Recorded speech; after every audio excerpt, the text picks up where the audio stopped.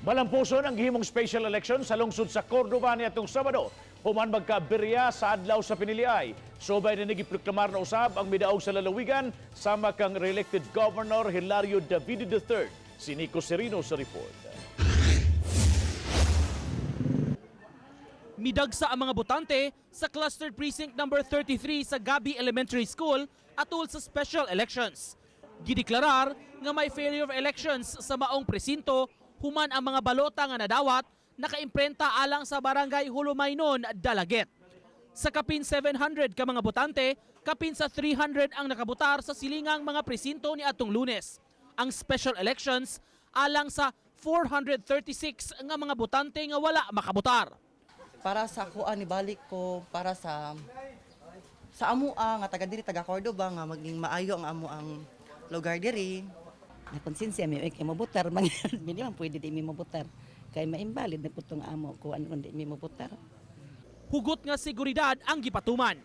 Matud si election officer, kaduha mipalyar ang vote counting machine dihang nagka-paper jam apan nasolusyonan ra.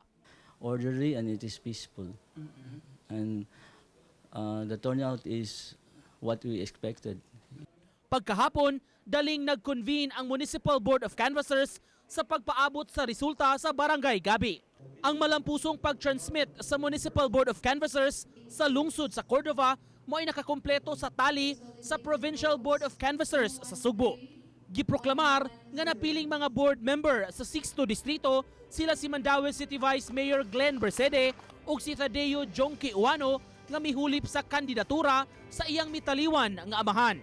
When I ran in 2007, murag na ko experience gamay, pero this time it was different because I wasn't really planning on running. And then ako lang gisulti sa mga tao, I introduced myself again. Samtang giproklamar sab ang re-elected Governor Hilario Junjun Davide III. 616,381 votes ang nakuha ni Davide batok sa iyang kaatbang nga si Attorney Winston Garcia nga may 593,725 votes.